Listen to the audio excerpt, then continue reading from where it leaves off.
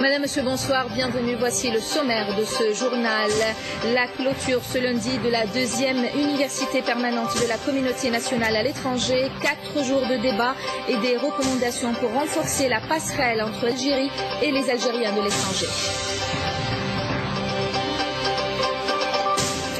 L'ouverture aujourd'hui de la Semaine nationale du Saint-Coran à Alger. Cette 11e édition centre ses travaux sur le thème du nationalisme et de la citoyenneté.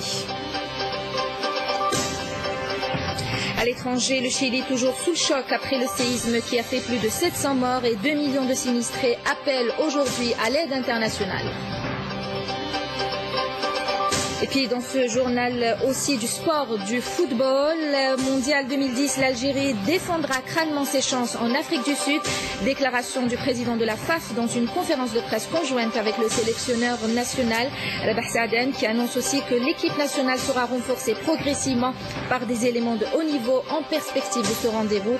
Et puis du futsal dans ce journal aussi avec un tournoi international à Alger avec la participation d'anciens internationaux algériens et de l'équipe de France. Mais avant de revenir en détail sur ces titres, cette audience accordée par le nouveau président uruguayen au président de l'Assemblée populaire nationale hier à Montevideo, Abdelaziz Ziari a été reçu par le président Cordano, à qui il a remis un message du président de la République, M. Abdelaziz Bouteflika. Le président de l'APN était arrivé dimanche à Montevideo pour représenter le président Bouteflika à la cérémonie d'investiture du président élu. Je vous l'annonçais en début de ce journal, les travaux de l'université permanente de la communauté nationale à l'étranger se sont achevés ce lundi à El-Oued. Après 4 jours de débat, cette université a constitué un espace de rencontre et d'échange entre les Algériens de l'étranger et les nationaux, mais aussi entre les membres de cette communauté qui viennent de plusieurs pays, de divers horizons, tous avec plein de projets pour l'Algérie. Comme elle suit, reportage. C'est ici que cela s'est passé et dorénavant c'est de cette façon que ça se passe. L'université permanente de la communauté algérienne établie à l'étranger a réuni cette année les enfants de l'Algérie à l'étranger. Ils ont tous un point commun, l'amour de la patrie. En ce dernier jour des travaux, des groupes se sont formés spontanément. D'un côté celui des filles, les 4 jours qu'elles ont passés ensemble étaient suffisants pour leur permettre de réfléchir sur plusieurs projets. Autant que femme algérienne, je compte montrer une vraie publicité d'Algérie. En tant que comédienne et femme de médias, de télévision, j'ai un parcours que je crois est assez original et si ça peut servir ou aider à ce que donner l'envie peut-être à des jeunes de se lancer aussi dans cette voie. On a pris tellement d'images aussi bien d'Alger que d'ici. Et bien sûr, projeter tout cela, Inch'Allah, je l'espère bien, j'espère que j'aurai le temps de faire le montage, etc.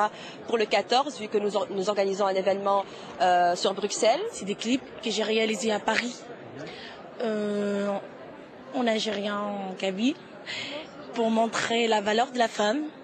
En fait, ça raconte la valeur de la femme par rapport à sa culture et ses coutumes. Conscients des enjeux et des défis auxquels ils doivent faire face, les hommes de leur côté apportent leur pierre à l'édifice.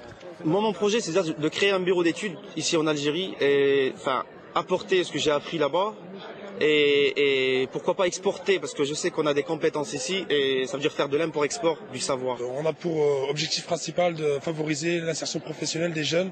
On aimerait bien que nos projets, ça se réalise ici en Algérie, notre pays. Déjà, on a créé un partenariat entre la ville d'Oran et Marseille avec une agence qui travaille dans les 2 rives sur l'architecture méditerranéenne. Et nous avons des femmes qui participent sur ce débat, sur cette évolution professionnelle. Les 2 groupes se rencontrent par la suite pour en faire qu'un seul, celui de l'Algérie.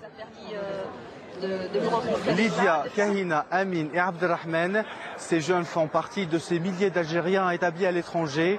Ils ont décidé aujourd'hui de s'unir pour construire l'avenir de l'Algérie.